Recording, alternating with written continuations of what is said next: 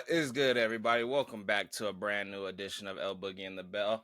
We got a couple things here. We got a sick El Boogie. I'm actually with my child right now, so he might bust in here eventually.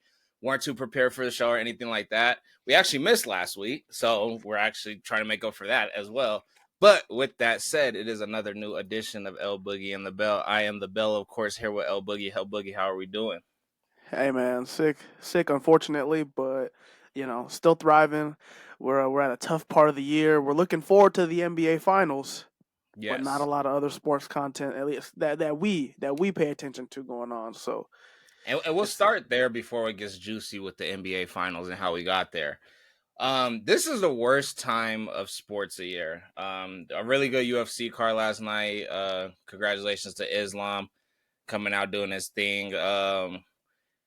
Other than the UFC, I don't have nothing crazy to look forward to. I watched half of a UFL, United Football League. Yeah, I watched yeah. half of a UFL game today. Had no sports, no reason to be on my computer. It was a tough day. How do you feel about sports at this time, Barry? We got like the Western and Eastern Conference finals for hockey. Right. So the but I don't know. I like hockey, so I have been kind of paying attention to it. But Okay. hockey's about to end too. Like there's only there it's in the same boat as the NBA. So both of those are gonna wrap up around the same time. So as we move forward into the later summer months, it's just baseball. I guess baseball and UFC. Um, I don't know. I mean, I always don't like it. I think the nice part is at least it's summertime, so you have more reason to get outside, and not sit in front of your TV It's a watching great sports. time to But travel out of the country. yeah, yeah, All right. Yeah. So I just think this is a really weird time of the year. My and another issue I have with this time of year is just like the in between days. Like it's not an everyday thing. Nothing's crazy exciting. Like I literally can't even think of nothing. But yeah, this is a very interesting time. But yeah, definitely a good time to pick up on your UFC and boxing, because there's no actual league that's overly doing it for me personally, unless you're a baseball, hockey fan. With that being said, let's just go into the main thing we're probably going to talk about today is our 2024 NBA Finals featuring the Dallas Mavericks and the Boston Celtics. El Boogie, let's start with that. Let's start with just that. Like, what do you think of that lineup as of right now? I mean, I think it's gonna be. I think both teams do things a little. They both do different things well. I think the Dallas Mavericks have really stepped into being a more defensive team. Obviously, you have Kyrie and Luca who are gonna ball out, but what's gotten them there has been their defense. They've been able to punch. They had a tough route. They had to beat the Clippers, they had to beat the Thunder, and they had to beat the Timberwolves. I doubted them like in every series, and I was wrong. But they've really stepped up as a defensive team. Their bench and their role players have been playing phenomenally. That's helped propel them. So I think overall they're a pretty overall pretty good team. I mean, you have Luca's Luca. No need to talk about that. But the Celtics, I think the Celtics, their difference is they're like more offensive focused. Yeah. They have four players who could give you 20, 25 points a night. So they don't need every player to step up. So I feel like they're an offensive juggernaut that the Mavericks haven't seen up to this point. But the Mavericks are going to be a defensive challenge that the Celtics haven't faced up to this point, at least in the playoffs. Okay. I think as of right now, and we'll do our prediction after we talk about how we got to these two teams. But initially, when I hear these two teams, I hear a very sad excuse for how the Celtics could potentially lose this series. I think that going into this series, I feel like Dallas is playing better basketball because they don't necessarily take advantage of home court. They take advantage of each basketball game. So their wins and losses are just literally due to the way that they structured their game and the way that they play and the way that they flowed. So any loss that they took in the course of the past three series was simply like that team was on that night, because every other game that they won, they were 100% on. I don't see Kyrie not going for 20 unless they have, like I said, one of those off nights. I don't see them Kyrie going for under 20 points at any point in this series, and I think that's what's ultimately going to win it is Kyrie. I think it's 110% up to Kyrie. I feel like both stars are going to show up for the Celtics. I feel like Luka's going to show up no matter what.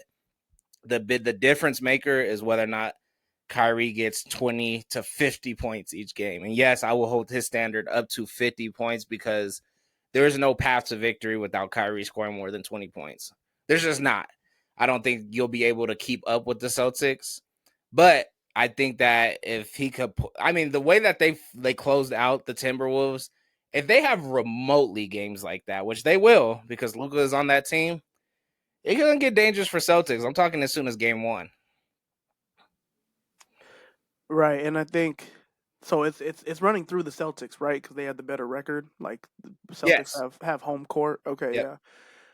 I think there's gonna be another emotional factor. I agree with you. Like it is very dependent on how Kyrie plays and how he produces.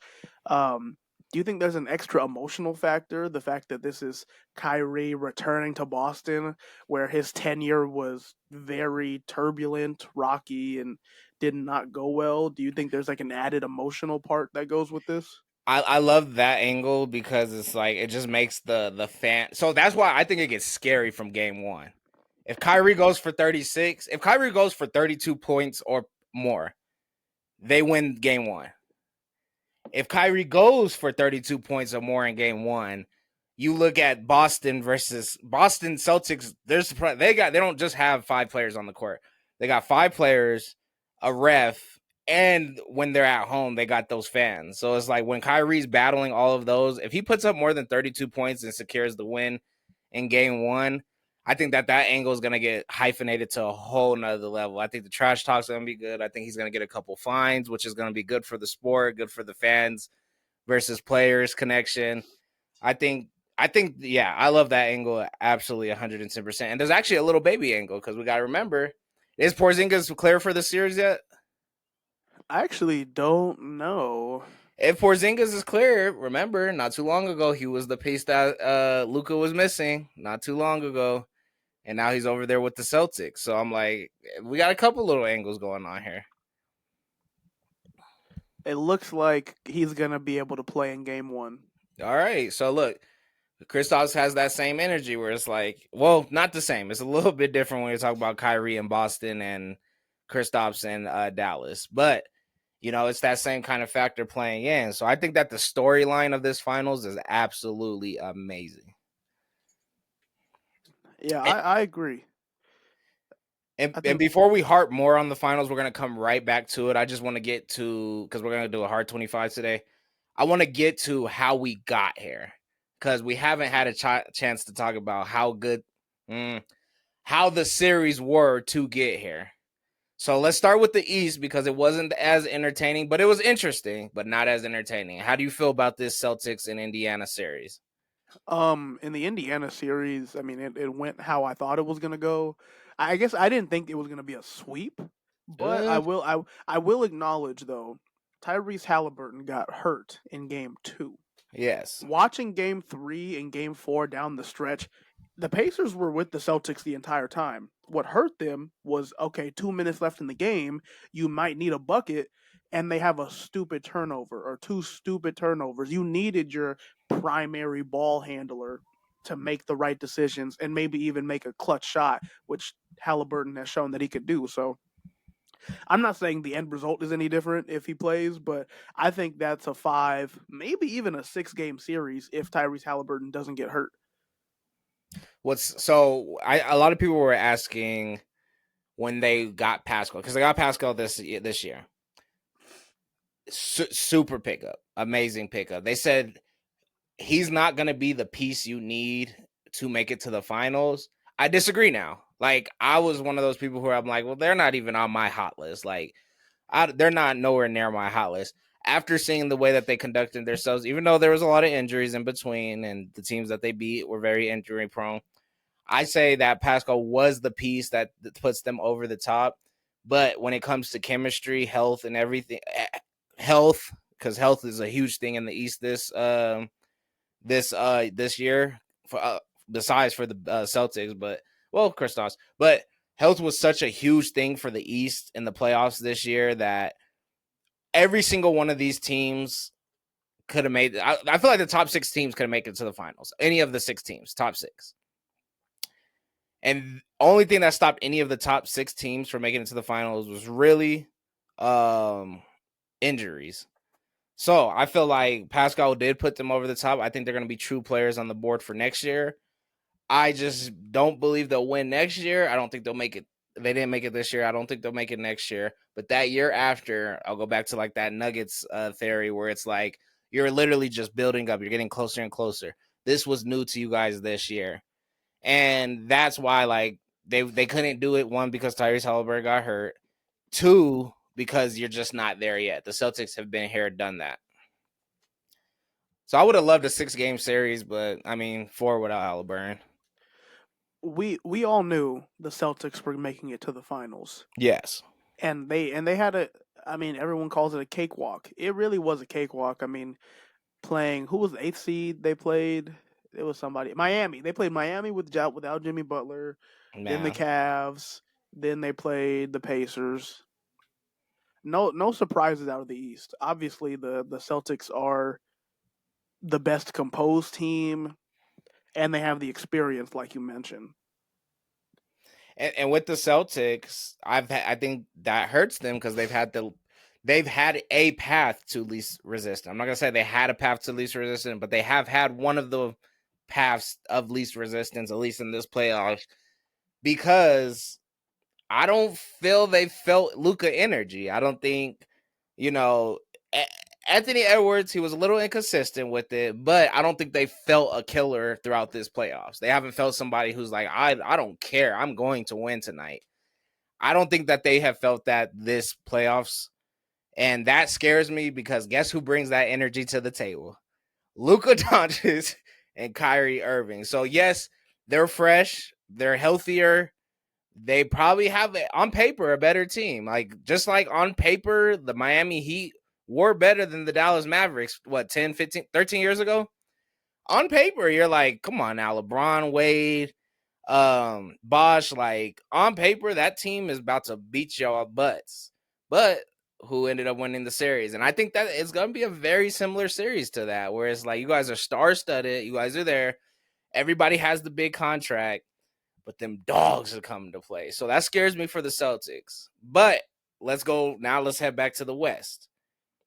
How do you feel about Dallas versus the Timberwolves? Interesting series. After the Timberwolves Nugget series, I thought the Timberwolves were going to the finals. I thought they were firing on all cylinders. You beat the defending champs. I thought they had it. I think what hurt them was, I think there's a level of inexperience, and I think there was a level of fatigue. They were playing at such I think, not like, I don't know, maybe it's mental, but they were playing at such a high level of basketball. Like, they smoked the Suns. Smoked the Suns. You blow out the defending champs twice. You come back in a game 7, you come back from a 20-point deficit in the second half. They were playing like their best basketball. The issue was they couldn't hold on to that. They couldn't keep playing at that same level, cuz like watching them in the Mav series, like in the last couple games, they just looked tired. The shots weren't falling. Anthony Edwards wasn't really effective against the Mavericks. He just wasn't. And he even acknowledged it in like his like presser after the last game. He was like, "All right, I need to train harder and be better conditioned so that, because this is his first time having a Only long, 22. only 22, first time having a season and then an extended playoff run. He's never done this before." And they're a relatively young team. Like, the only person who's been that far before was Rudy Gobert. Yeah. And so this was a learning experience for them, obviously, but they just looked tired against the Mavericks. And the Mavericks were playing at top tier. It felt like as the playoffs went on, like the Timberwolves peaked early. but the Mavs got progressively better and better and better and better. So I just think I don't know. I think I was surprised, but the Mavericks deserve to win. So For sure. So starting with the Timberwolves, Anthony Edwards has reached levels of sports stardoms that I'm 4 years older than him. I will never even get close to what it feels like to have that type of pressure, to take on that type of responsibility. I think he did everything he possibly could do as a 22-year-old in this league, playing the way that he does. With that said, it was a bad string of games from like game 3 against the excuse me, from like game 6 against the Nuggets and up. His team kind of pulled through. Shouts out Niles Reed. That's talk about 6 man of the year. Like he is the MVP of that team for the way he played this year. Like just taking on that responsibility as a bench player, saying like, nah, we gonna make it to the next round. We're gonna make it to the next game. From game 7 against the Nuggets, which he was blowing the Nuggets out early in the series, but from game 7 against the Nuggets, following on, acting like he's the star of the team, not acting, playing like he's the star of the team. Niles Reed. But anyways, back to Anthony Edwards. I think Anthony Edwards, he has a lot of my respect. He's a way above. He did have a bad string of games, but guess what? He's 22 years old. Same thing with Shea. Y'all, they're so young that it's like to even make it to that level. We're older than them. So I'm like, they're making it to levels so young in their careers that they have life to look forward to. So with that said, powerhouses in the West, nothing to be afraid of. I mean, nothing to be ashamed of.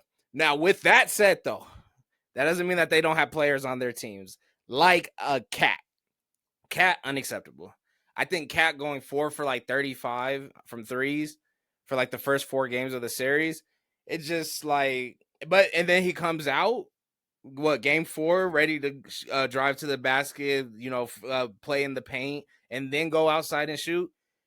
To not understand yourself and your game enough to do that for your team 3 games earlier, like as a GM, I would think like, okay, what stops him from doing this next year? Like, what do I know about his behaviors that makes him think that he's not going to think the same next year?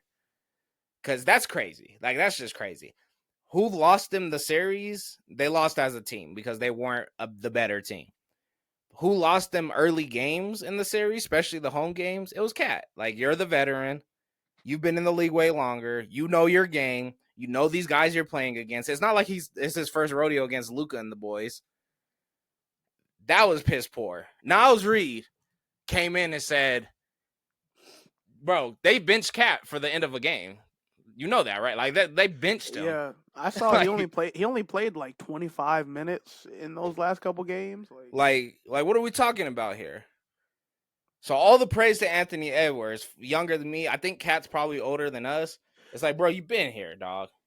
Like, come, what are you doing? Now, with that said, I'll never be able to play at that level. I've never been able to play at that level.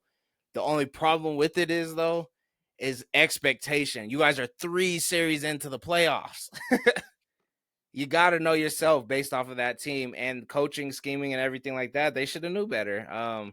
And they did know better, and they had to bench one of their best players in their top 5 starting lineup. So I don't, that's tough. I do think Cat has to do a little looking in the mirror as far as like how bad does he want to be a champion.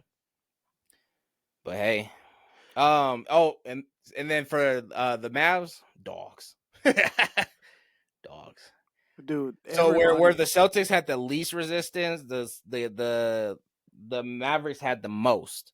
So that's going to be a hell of a matchup once you get to the final stage where it's 4 games and all this is over. Yeah, and you touched on it how or yeah, like how the Celtics, I mean, they haven't faced a challenge. They haven't had a team apply pressure to them. Like and we've seen them crumble under pressure. Like we saw them in the finals against the Warriors. They're the young team.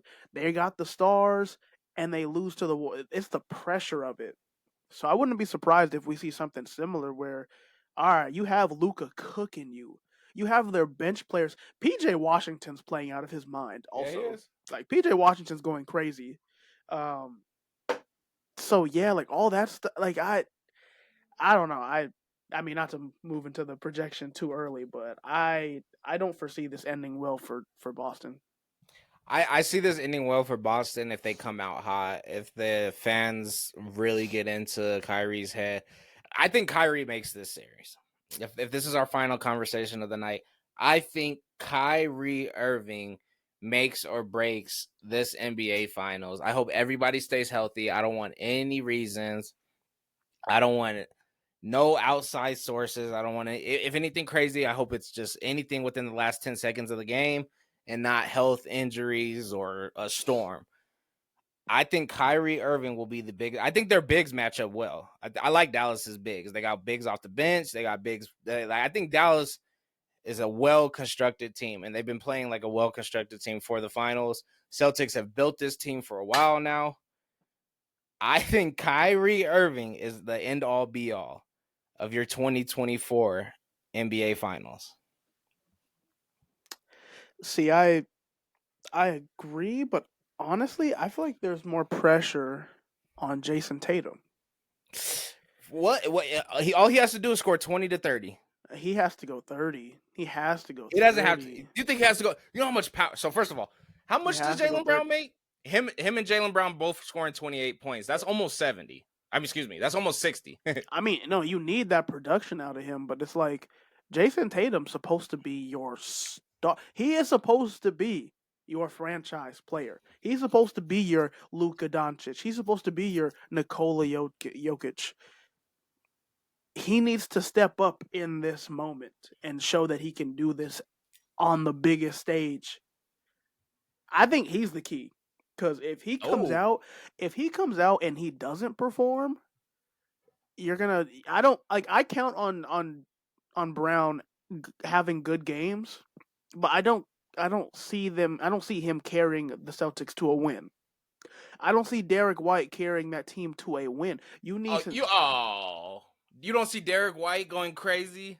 I mean, Derek White's going. He's gonna have a game. He'll put up a game where he has like a 22 ball. Like I see it, but it's 12 not. points in a fourth quarter is But it's crucial, not. and I'm But not it's sure not. Jason Tatum's the absolute. I don't foresee getting consistent performances out of everybody. You need Okay. Jason Tatum to be Every your game. consistent dynamo franchise player. You need him to do that. All right, let's play a game of two players. Name two players who need on both sides who need to score above 30 points to win this finals. Above 30? Above 30. Oh, above 30. Only so many people can score above 30, but For I mean, sure. obviously Luka. You need Luka. I mean, Luka and Kyrie. That's probably it. You probably need that. What about Celtics? Celtics, you need Jason Tatum, and you need somebody else to do it. It can be Brown. It can be Brown. It could be Kristaps. It could be Derek White. I don't see him going for 30. I don't see Derek White going for 30. But okay, now next question: Who pick two players each side, 40 points to win this finals? Who needs to score 40 points to win this finals? I think only 3 players out of the 2 rosters can do that. Okay, who?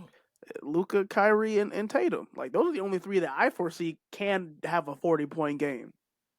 And my final question of this night is 50 freaking points. Who needs to score 50 points? 50 is crazy. In a final, I don't even know how often that happens. 50 is crazy. I think the 2 teams are too good to allow a 50-point game. A 50-point game is redonkulous in the finals. Like, Steph lost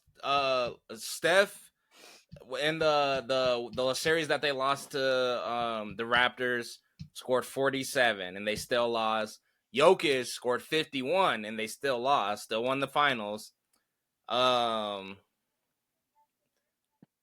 level of play. The only person I see doing that is Luka Doncic. Yeah, like the only person that I think needs to do something similar to that, because I don't know if it's necessarily going to be 50 exact points, is Luka, and that's who wins the finals. Because I don't see Jason Tatum doing it. I don't see the Dallas Celtics doing it. I just don't. I don't either. Yeah, I don't know. Right. I think it'll be fun. I mean, obviously we'll be tuned in. I think it starts on Thursday. Which is like So what will we be 2 games? We'll probably be watching the second game our next episode.